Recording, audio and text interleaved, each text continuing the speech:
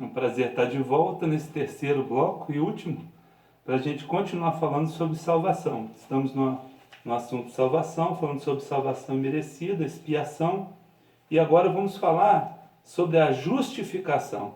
Com esse ato de Cristo por morrer por nós, ele justifica a nossa culpa.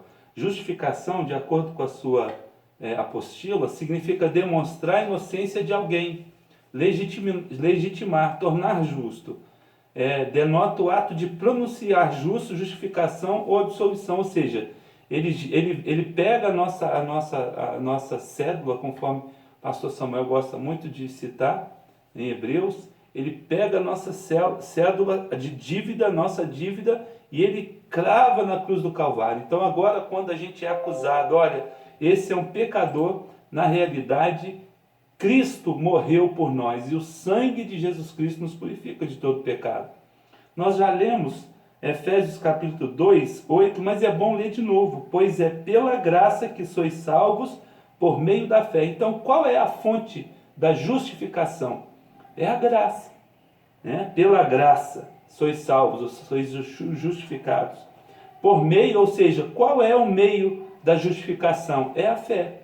Então, através da fé, é um instrumento que aproxima a gente da justiça de Cristo, não é? A fé em Jesus Cristo, ou seja, a fé é a mão, por assim dizer, que recebe o que Deus oferece. É aquilo que a gente falou ali no início, né? Ou seja, a fé em Cristo, o crer, é a ação, é uma ferramenta colocada à disposição de todos nós, de todos os homens. Só que a gente precisa pegar essa fé, colocar em prática através do Espírito Santo que nos ajuda, e a gente aceitar essa graça de Jesus Cristo. Na justificação, logo depois vem a regeneração. O que é regenerar? Segundo Wayne Grudem, que está escrito na nossa apostila, regeneração é um ato secreto de Deus pelo qual ele nos concede nova vida espiritual. Glória a Jesus. Meus amados irmãos, em João 3:8, né? Diz a palavra de Deus, Jesus respondeu, disse, na verdade te digo, que aquele que não nascer de novo, não pode ver o reino de Deus. Então 3:3 de João, ele explicando ali, olha, é necessário nascer de novo. Regeneração é isso, é como se a gente nascesse novamente, não é? É uma obra exclusiva de Deus. O que está escrito ali em João 1:13? Está escrito, os quais não nasceram do sangue, nem da vontade da carne, nem da vontade do homem, mas de Deus, ou seja, através de Deus nós nascemos de novo. Glorificado é o nome do Senhor. Primeira carta de João, capítulo 5, no verso 1, diz assim, todo aquele que crê que Jesus Cristo é o Cristo e nascido de Deus, e todo aquele que ama ao que o gerou, também ama ao que dele é nascido. Oh, meus amados irmãos, ou seja, esse novo nascimento nós precisamos entender. E através do novo nascimento vem a purificação. Né? Em Tiago 3,5 está escrito assim, não pelas obras de justiça que houvéssemos feito, mas segundo a sua misericórdia, nos salvou pela lavagem da regeneração e da renovação do Espírito Santo. Oh, meu amado irmão, então quando você recebe Jesus, quando você recebe a salvação, você é purificado, você também é vivificado. Em Colossenses 3,10, o que está escrito? Está escrito o seguinte, vos revestistes do novo, que se renova para o conhecimento segundo a imagem daquele que vos criou, ou seja, nós somos vivificados, nova vida para todos nós que aceitamos a Cristo. E a nova criação, o que está escrito ali tão conhecido em segunda carta aos Coríntios, o capítulo 5, verso 17, assim que, se alguém está em Cristo, nova criatura é. As coisas velhas já passaram, eis que tudo se fez novo. Então, quando o inimigo vier te acusar, você joga na cara dele que tudo isso, o homem velho ficou para trás, você é nova criatura. E também nós ressurgimos com ele. Romanos capítulo 6, verso 4 e 5, de sorte que fomos sepultados com ele pelo batismo da morte, para que, como Cristo foi ressuscitado dentre os mortos pela glória do Pai, assim andemos nós também em novidade de vida. Porque, se formos plantados juntamente com ele na semelhança da sua morte, também seremos na sua ressurreição. Então nós somos nova criatura e você é nova criatura. Só que aí vem um detalhe: quando a gente aceita Jesus, quando a gente aceita a expiação dele, quando a gente aceita a regeneração, a partir daí nós precisamos nos santificar. O que é a santificação? É a separação, né? Santo é uma palavra descritiva, seu significado primordial é separação. Meus irmãos, a santificação, muita gente gosta de colocar um monte de coisa que, para você santificar, tem que fazer isso, aquilo. O que é santificação? Santificação é se separar do pecado, é você estar separado. Junto com a palavra separação, na questão da santificação, vem a palavra dedicação, que é quando você se dedica ao Senhor de corpo e alma, né? Também há a palavra purificação. O que é purificação? As coisas que lhes são dedicadas devem ser limpas. Purificado é ser lavado no sangue de Jesus Cristo. Purificado é chegar com as mãos limpas, não é? E também a consagração. Consagração já é aquela vida santa e justa, ou seja, você se consagra ao Senhor.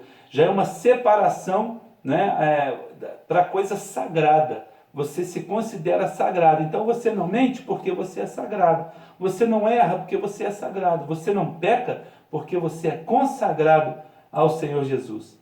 E o tempo da santificação? É uma prática progressiva, o que eu falei, né, agora algum tempo atrás. A santificação, ela vem através do tempo, né? Todos os cristãos são separados para Deus em Jesus Cristo, e dessa separação surge a nossa responsabilidade de viver para Ele. O crente deve diariamente esforçar-se para sempre estar conforme a imagem de Cristo, progredindo na santificação da qual já participa. Ou seja, quando você aceita Cristo, você agora se torna separado, santo, consagrado, dedicado ao Senhor. E a partir daí você precisa se esforçar, né? Tem muita gente que fala que a salvação é de graça. Não. A salvação é pela graça de Deus. Mas exige um esforço. Para a gente chegar no reino de Deus, nós precisamos nos esforçar. Agora, quais os meios divinos para a santificação? O que pode nos ajudar? A primeira coisa é o sangue de Jesus. O que está escrito em 1 de João 1,7? Mas se andarmos na luz, como Ele na luz está, temos comunhão. Olha só, comunhão horizontal, uns com os outros. E o sangue de Jesus Cristo nos purifica de todo o pecado. Então o sangue de Cristo nos purifica. O Espírito Santo também é uma arma poderosa para nos ajudar. 1 de Pedro 1 e 2. Eleito segundo a presciência de Deus Pai, em santificação no Espírito, para a obediência e aspersão do sangue de Jesus Cristo, graça e paz vos sejam multiplicados. O sangue de Jesus também é uma grande arma para nos ajudar, é um meio divino para a nossa santificação. E a palavra de Deus, meus amados irmãos, em Pedro também, 1 de Pedro 1,23, diz também o seguinte, vamos ler aqui na palavra do Senhor, na 1 de Pedro 1,23. Olha só que coisa linda.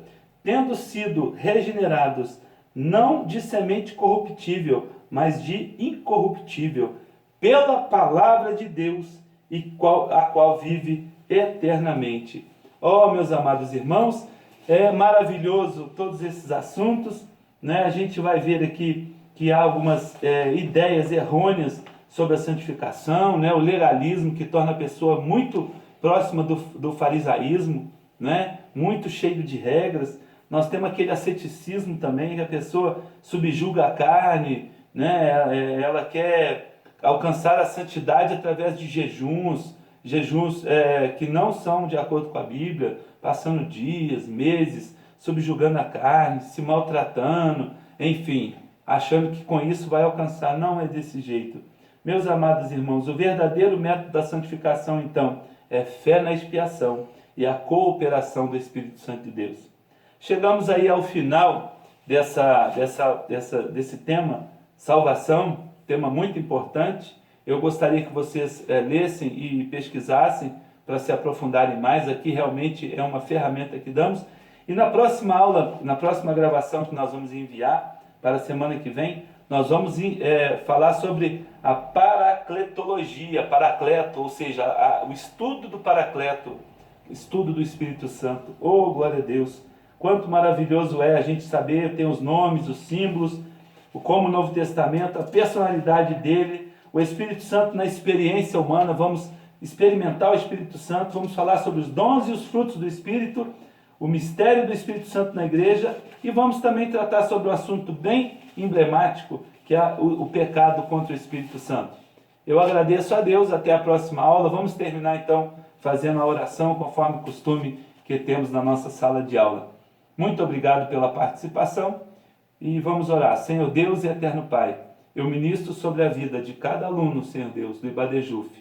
Esses alunos do básico, primeiro período, estamos ausentes sim, estamos afastados sim presencialmente, estamos isolados sim, mas não estamos longe da Tua presença. Conceda-lhe, Senhor, graça e vitória. E até a próxima aula em nome de Jesus. Deus abençoe.